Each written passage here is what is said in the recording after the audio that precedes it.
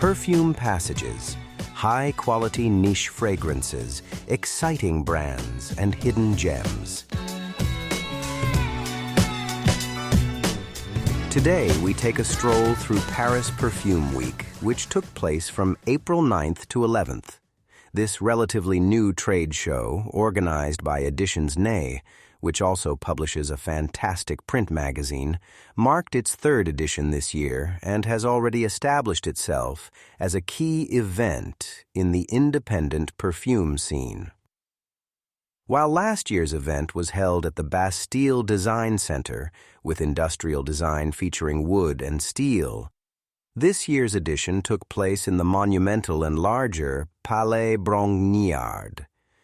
Commissioned by Napoleon Bonaparte and inaugurated in 1826, this neoclassical building housed the French Stock Exchange until 1998.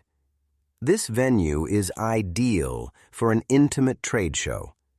It exudes elegance, focuses visitors' attention without requiring them to walk far, and yet offers ample space for exploration and encounters with fascinating personalities from around the world. The new venue thus marks an expansion in both scale and scope. This time, there were over 150 international exhibitors, accompanied by conferences, so-called smell talks, small exhibitions alongside the booths, and the educational program behind the scent. Here, perfume as a cultural asset and creative craft can truly be experienced up close, and unlike comparable trade fairs, it is freely accessible every day, even without relevant accreditation. Nevertheless, it is an absolute insider event, like the opening reception at a small art gallery, an illustrious gathering of extraordinary people sharing the same passion. The highlight here is that it's not smiling trade show hostesses standing at the booths, but the founders of the small perfume houses themselves, making direct interaction possible. These are often the enterprising founders who are responsible for brand management, develop the overall concept, and brief the fragrances.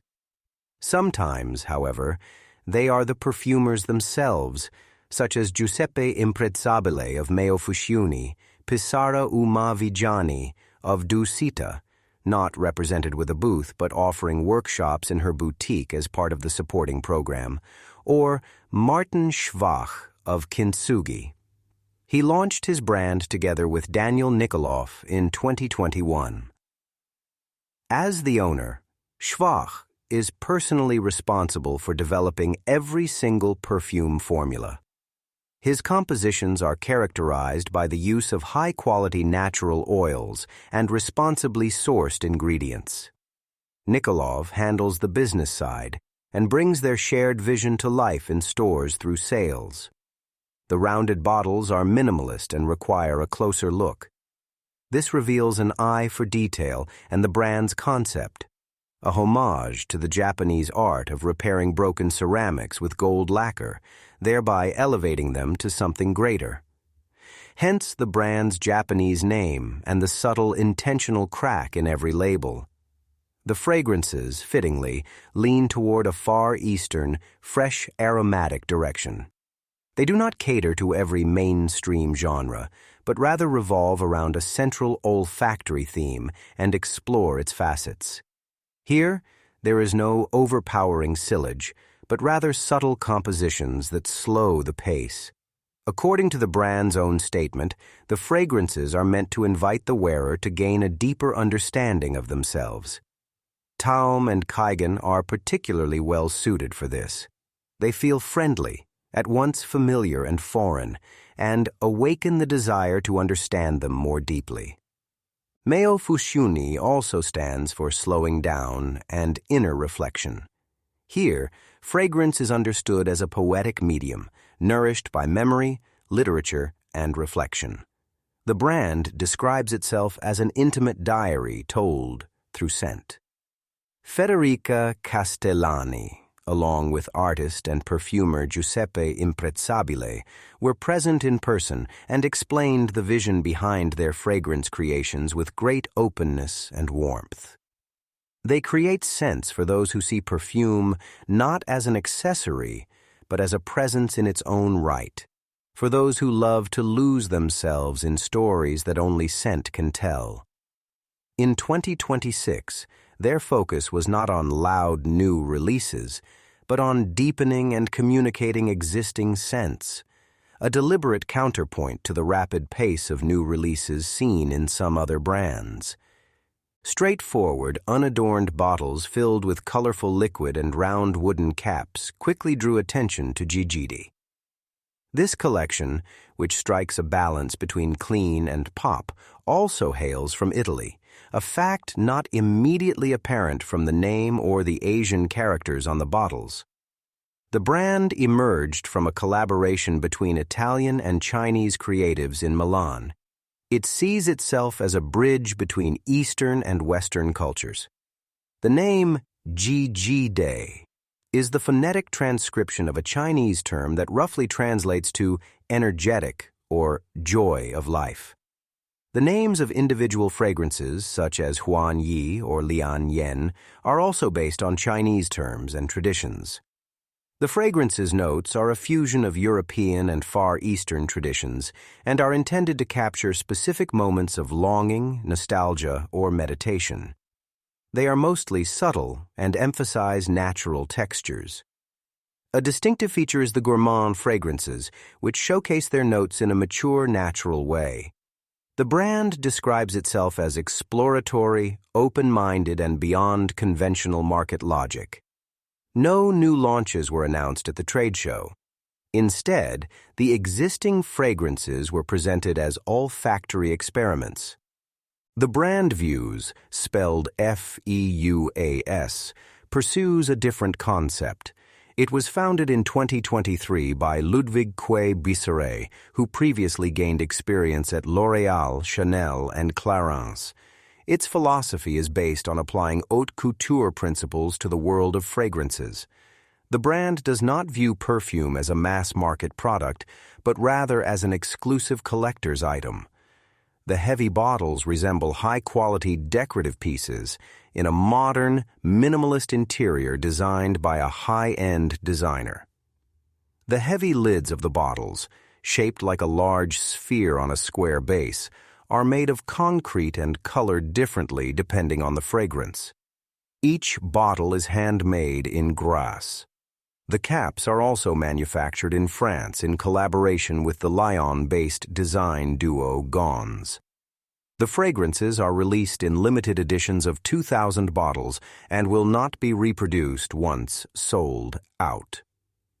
Customers who already own a fragrance from the brand will receive priority treatment on their next order. 3 fragrances from the first line are currently available: L'Avant Nuit, Jeu Silencieux, and L'Heure Volée. 3 additional fragrances were unveiled at the trade show, though no samples were available to take home. While the previous scents, which are fresh, woody, and floral, exude seriousness and discretion, the new ones are deeper and more intense. However, a distinct, austere elegance, the hallmark of the brand, remains consistent throughout. While high-end designers rely on light, the Dans le Noir brand embraces darkness entirely.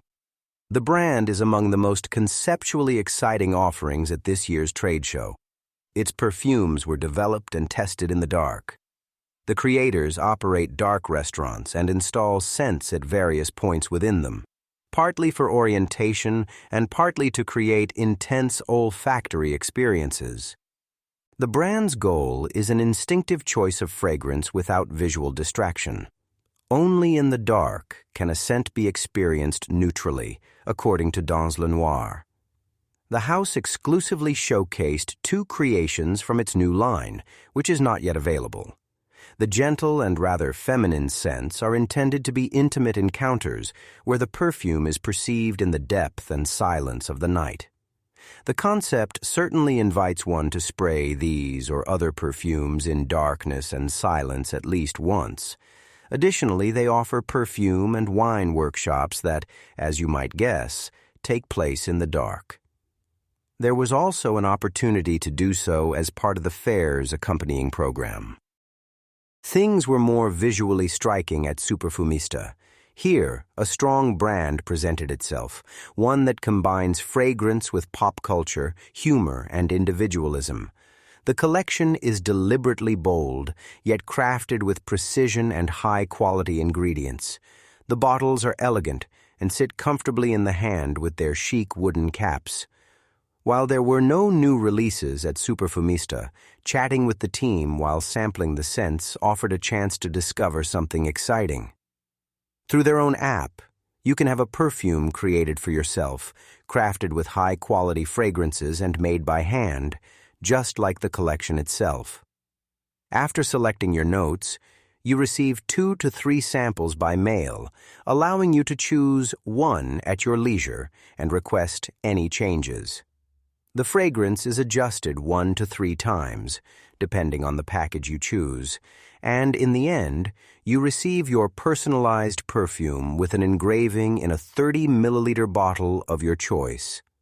The price is relatively affordable, between $300 and $500, a personalized offering that gives you the rare opportunity to brief a perfumer on your own scent and guide it in the desired direction over a second and third round. As one of the most prominent exhibitors, Amouage served as both a trade show partner and a key participant in the discourse. The focus was on the new Essences fragrances introduced in 2026, Line 6, 1-8, Remain, and Sequence, extremely highly concentrated extracts with a 30% fragrance oil content that explore the themes of time, aging, and circularity. After all, some things gain aroma through years of maturation. Other things are fleeting and grow ever weaker. Whether the analogy makes sense is for everyone to decide for themselves. The series was presented, both technologically and olfactorily, as a statement of unhurried luxury. Additionally, the new Love Hibiscus, a comparatively accessible oriental with a floral heart note, and the familiar Amouage intensity, drew large crowds to the booth. If you're looking for sustainable brands that maintain good relationships with raw material producers, you can't overlook Nisaba. The fragrances consist largely of natural and certified organic raw materials, 90% natural and 80% organic. They come predominantly from single-origin projects. This actively promotes the preservation of ecosystems. Nisaba invests 5% of its revenue in local projects. Each perfume is a tribute to a specific region and its traditional cultivation methods. The Geneva-based brand was founded in 2022 by Sébastien Tissot and Eric Stuckey-Dequy. Tissot was head of raw material procurement at Firmenich and spent 10 years developing his eco-friendly perfumes. The brand's name is inspired by the Sumerian goddess Nisaba, a patroness of writing, harvest, and fertility. Nisaba is one of the very few brands that has credibly and with strong commitment dedicated itself to the various dimensions of sustainability while also boasting magnificent fragrances in its portfolio. Sometimes, amid all the ethical beauty hype, perfumes take a back seat, and customers feel they have to compromise on the scents. Here, both aspects are of the highest caliber. It was very difficult to leave the booth without taking one last whiff of the small selection of exceptional scents. But there was one more surprise in store. After I mentioned my favorite scents, I was shown a brand new fragrance that is not yet available and hasn't even been announced. Andevalo, the spicy, woody, slightly leathery interpretation of the region of the same name in southwestern Spain, on the border with Portugal, one of the finest compositions at this fair. It is expected to be available shortly. You'll find out what else there was in terms of scents and encounters in the second part. All links for this episode can be found in the show notes. Thanks for listening, and until the next episode.